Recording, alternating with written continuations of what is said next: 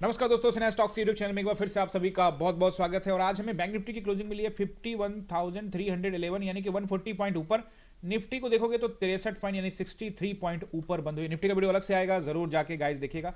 आज बाजार में जो हुआ है उसका डिस्कस करना जरूरी है गाइस, ऐसा क्यों होता है और कब हो सकता है, ये सब चीज़ समझना, और सेलर्स कैसे कंट्रोल में बाजार को वापस ले लेते हैं वगैरह वगैरह सब कुछ मैं आपको फटाफट समझाने की कोशिश करता हूँ। सबसे पहले यहाँ 5 मिनट के टाइम फ्रेम में देखेंगे तो जोन है ये, इस जोन को पहले क्या करता है, आज इसके ऊपर में निकल के ऊपर निकल जाता है। हालांकि ऊपर में एक रेसिस्टेंस है, अगर आप ध्यान से देखोगे तो बाजार में यहाँ पे एक रेसिस्टेंस नजर आ रहा है। इस जगह पे देखोगे 700 के आसपास का एरिया, एक रेसिस्टेंस तो है और हाई रेसिस्टेंस है गाइस। उसके नीचे भी देखोगे तो 600 सवा 600 के पास से मार्केट यहाँ पे धीरे धीरे नीचे आ जाती है। तो प्राइस एक्शन कितना इंपॉर्टेंट होता है ये मैं आपको समझाता हूँ।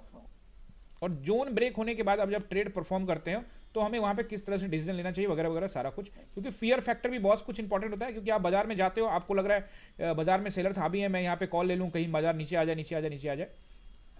तो चलिए मैं आपको यहाँ पे प्रॉपर तरीके से एक्सप्लेन करता हूँ। सबसे पहला कैंडल देखोगे छोटा सा गैप अप करके बाजार यहाँ पे ओपन होता है। ये लगभग आप देखोगे फर्स्ट कैंडल यहाँ पे अच्छा खासा बना देता है। फर्स्ट 5 मिनट का कैंडल देखोगे बहुत बढ़िया यहाँ पे बड़ा कैंडल बना दिया, लगभग 200-250 पॉइंट का। उसके बाद से बाजार थोड़ा सा नीचे आता है एंड देन हम यहाँ पे वेट कर रहे होते हैं। मैं निफ्टी में जब एनालाइज करूंगा ना गाइस, निफ्टी का वीडियो जरूर देखिएगा, वहाँ पे थोड़ा सा तेज रैली हुई थी, निफ्टी अलग तरीके से चल रही थी।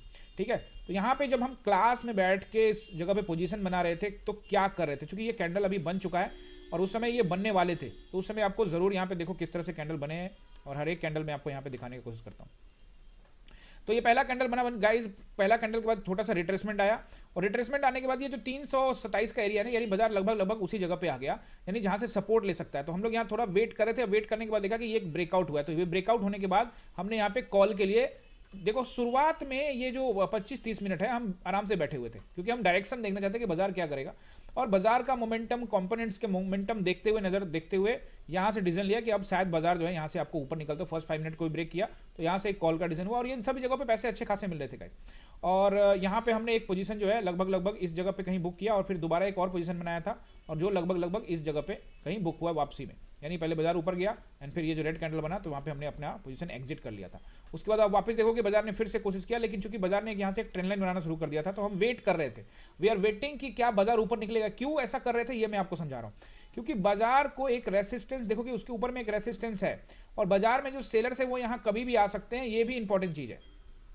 और अगर आपने थोड़ी सी भी गलती कर दी, बड़ा पोजीशन लेके बैठ गए, मैंने क्या कहा था आपको याद होगा, लास्ट वीडियो में भी कहा था, कई वीडियो में भी, कि गाइस अगर बाजार ऊपर की ओर जाएगा ना तो मैं लॉट साइज कम करके जाऊंगा, क्योंकि बाजार सेलर के कंट्रोल में है। जब भी बाजार ऊपर जाएगा तो लॉट साइज कम रखना है, जैसे ही बाजार नीचे की ओर आएगा तो हम लॉट साइज बढ़ा सकते हैं। लेकिन यहाँ पे जब बाजार नीचे आ रहा था तो मैं लॉट साइज भी नहीं बढ़ाया, मैंने लॉट साइज भी कम रखा था। क्यों? क्योंकि मेरा जो व्यू था कि बाजार अपने जोन को निचले स्तर से तोड़ेगा तो मैं लॉट साइज बढ़ाऊंगा। अभी तो बाजार वापस यहाँ से गिर के फिर अपने जोन में ही आएगा ना, जोन पे फिर से सपोर्ट लेगा, ये पूरा एरिया सपोर्टिव हो जाएगा। तो आप देखोगे बाजार बाद में जाके यहाँ पे क्या होता है, लगभग यहाँ पे 12-12:30 के बाद बाजार एकदम से साइडवेज हो जाता है। तो ये जो मोमेंटम था, इसी मोमेंटम में हमने कुछ ट्रेड बनाए गाइस, उसके बाद साइलेंटली बैठे हुए थे। तो इंपॉर्टेंट क्या है, इंपॉर्टेंट ये है कि चीजों को एनालाइज करते रहना है, सेंटीमेंट पर ध्यान रखना है कि बाजार का सेंटीमेंट क्या। आप देख रहे हो ग्रीन ग्रीन ग्रीन बनता जा रहा है, इसका मतलब नहीं बाजार ऊपर चल जाएगा भाई। रेसिस्टेंस पर आपको हिम्मत रखना है। सुबह मैंने टेलीग्राम में आप लोगों को बोला था कि बाजार जिस तरह से चल रहा है उसमें हर एक गिरावट पे खरीदारी होगी, लेकिन ठीक है, उसके बाद जैसे बाजार ने अपना ट्रेंड बदला तुरंत बोल दिया कि भाई साहब ट्रेंड बदल चुका है। क्योंकि ऐसा नहीं है कि अब यहाँ गिरावट हो रही है फिर भी आप खरीद रहे हो। हालांकि देखोगे ध्यान से तो यहाँ तक भी बाजार ये गिरा, ऊपर गया, फिर यहाँ गिरा, फिर यहाँ से ऊपर गया, लेकिन उसके बाद गाइज यहाँ पे मैंने आप लोग को कमेंट कर दिया था वहां पे टेलीग्राम में कि बाजार ने ट्रेंड बदल लिया है गाइज, अब अप ट्रेंड नहीं है।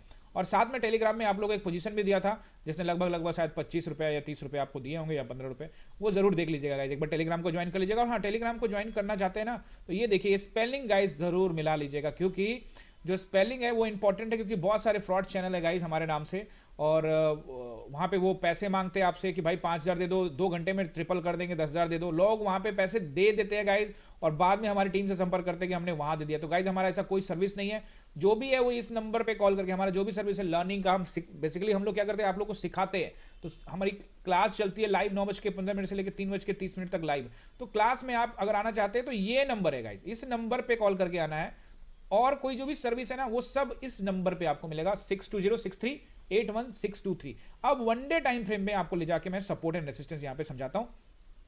और उससे पहले एक बार काम करते वीकली टाइम फ्रेम में चलते, क्योंकि वीकली भी ऑफ हो गया है अब। तो यहाँ पे एक बार वीकली टाइम फ्रेम में आ जाते हैं गाइज। और आप सभी से गाइज यहाँ पे रिक्वेस्ट है कि अगर आप अभी तक चैनल को सब्सक्राइब नहीं किए गाइज तो जल्दी से सब्सक्राइब कर लीजिए, आपके काम का चैनल है लर्निंग चार्ट रीडिंग, बहुत इंपॉर्टेंट है गाइज। चलो देखते हैं वीकली टाइम फ्रेम में। वीकली टाइम फ्रेम में अगर आप देखते हो तो बाजार ने पिछले वीक में एक जबरदस्त यहाँ पे कैंडल बनाया था, रेड कैंडल, दबाव वाला कैंडल, और उसके बाद आप ये देखोगे दूसरा कैंडल जिस तरह से ये खड़ा है उस तरह से आपको यही महसूस हो रहा है कि बाजार यहाँ से शायद यहाँ से और नीचे इस वीक में जा सकता है। ये ठीक है, मेरा व्यू नीचे को लेकर रहेगा, लेकिन मैंने आपको हमेशा बोला कि नीचे की तरफ व्यू मेरा है, लेकिन बाजार ऊपर जा रहा है तो मेरा माइंडसेट जो न्यूट्रल बना रहता है। तो अगर मेरा व्यू है कि थोड़ा नीचे आएगा लेकिन बाजार ऊपर जा रहा है तो मैं सिर्फ इतना ही करूंगा, क्वांटिटी से समझौता करने वाला हूं। ठीक है, क्वांटिटी को मैं क्या कर दूंगा, वहां पे क्वांटिटी को कम कर दूंगा, यानी क्वांटिटी मेरी हो जाएगी 50% के आसपास। क्योंकि ये सही है, क्यों सही है, क्योंकि बाजार यार एक सप्ताह में देखो इतना नीचे गिरा और फिर छोटा सा आपको इंट्राडे में उछाल नजर आ रहा है, तो उछाल नजर आ रहा है तो फिर ऐसा काम करिए ना कि आप लॉट साइज कम करके जाइए ऊपर, कोई दिक्कत नहीं है, ओवरऑल न्यूट्रल ही है। लेकिन एक व्यू भी तो होता है कि बाजार में ट्रेंड क्या है। तो अभी फिलहाल बाजार का जो ट्रेंड है, और इस कैंडल देखने, वीकली कैंडल को देखने के बाद भी यही लग रहा है कि बाजार में फिलहाल दबाव है गाइस। फिलहाल मार्केट में अभी भी दबाव नजर आ रहा है, वीकली टाइम फ्रेम पे बाजार प्रेशर में है। अब आइए वनडे टाइम फ्रेम में चलते हैं। वनडे टाइम फ्रेम में आपको सपोर्ट एंड रेजिस्टेंस मैं नोट करवा देता हूं। देखो ध्यान से, कहां गया बाजार, ऊपर आज गया था लेकिन वापस फिर से वहीं पे आ गया। मैंने क्या कहना, फिर तेरी कहानी याद आई, वापस बाजार अपनी जगह पे ठिकाने पे पहुंच जाता है। बाजार ने तो कल भी यही किया था, कल भी बाजार ऊपर जागा, ऐसे गया गया और वापस फिर बाजार अपने लोकेशन पे आ गया। तो मेन जो चीज है ना गाइज वो इंपॉर्टेंट है। कल गैप अप खुल के गया था और आज धीरे धीरे नीचे गया, ऊपर गया। ये चीजों को आपको थोड़ी समझनी है कि जब तक जोन ब्रेक करके वहां समय ना बिताए। अब बाजार ऊपर कब जाएगा, जब ये वाला पूरा जोन निकाल के इसके ऊपर में थोड़ा सा समय बिताए और फिर यहां से एक ब्रेकआउट हो, तब बाजार ऊपर जाएगा गाइस। अभी बाजार जोन में है और रहां तक नीचे की बात है, तो जोन को जैसे नीचे तोड़ेगा मैं एग्रेसिव यहां पे जरूर सेलिंग कर सकता हूं, बिल्कुल एग्रेसिव यहां पे पुट साइड में जाएंगे या फिर यहां पे कॉल को सेल करेंगे गाइस। अब देखोगे यहां पे वापस support and resistance bank Nifty में नोट कर लीजिए, घूम फिर के भी वही है जो लास्ट वीडियो में बताया था। पहला रहेगा 51,500 का राउंड नंबर, उसके आसपास का पूरा एरिया रेसिस्टेंस रहेगा 600 तक। उसके बाद फिर 51,727 भी नोट कर लीजिए, ये भी हाईली रेसिस्टेंस एरिया है। इसको ब्रेक करता है गाइज यहाँ पे तो फिर आपको सीधे 52,000 का नंबर दिख सकता है, वो भी रेसिस्टेंस ही रहेगा। फिलहाल अभी दिल्ली दूर है गाइज, बड़ा गैप अप करके निकालता है तो अलग बात है। और नीचे देखोगे तो सपोर्ट अगर छोटा सा गैप अप हो गया तो ये 300 का एरिया क्या रहेगा, ये आपका काम करेगा सपोर्ट का। अगर गैप डाउन हो गया तो ये 300 वाला जो नंबर है ये रेसिस्टेंस का भी काम करता हुआ नजर आएगा। तो पहला सपोर्ट रेसिस्टेंस यही नंबर है, इसके ऊपर नीचे खुलता है उस हिसाब से। फिर उसके बाद आपको जो नीचे नजर आ रहा है वो 51,000 का राउंड नंबर, यानी कि 51,000 का जो राउंड नंबर है वो आपको यहाँ पे नोट करना है, 51,000 का। अगर वो ब्रेक होता है तो फिर बाजार आपको आता नजर आएगा 50,700 के आसपास का एरिया। याद रखिएगा ये एक अच्छा सपोर्ट है, 50,700 एक अच्छा सपोर्ट है। अगर ब्रेक होता है तो फिर मैं तो 50,300 तक बैठा हुआ हूं, ब्रेक करेगा तो जरूर यहाँ पे एग्रेसिव पोजीशन हम लोग बना सकते हैं guys. I hope support and resistance note कर लिया है तो जल्दी से सब्सक्राइब लाइक करके जाइएगा गाइस। आपका कोई सवाल है तो कमेंट करना बिल्कुल मत भूलिएगा, और हाँ आपका जो प्यार मिलता है उसके लिए बहुत बहुत धन्यवाद। मिलते हैं अगले वीडियो में।